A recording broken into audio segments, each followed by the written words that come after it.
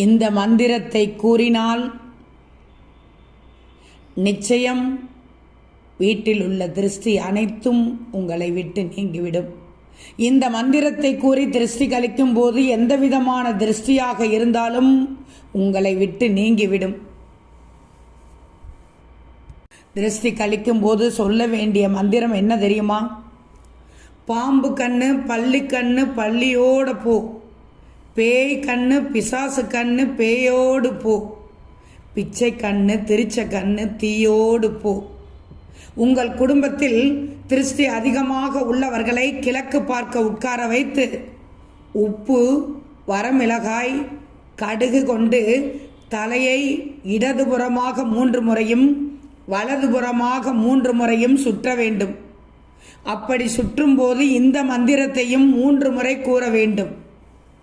அதன் பிறகு திருஷ்டி கழித்த பொருட்களை தீயில் போட்டுவிட வேண்டும்.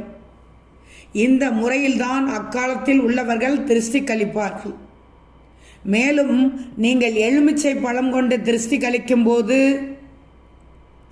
எந்த மந்திரத்தை கூறி திருஷ்டி கழிக்க வேண்டுமா?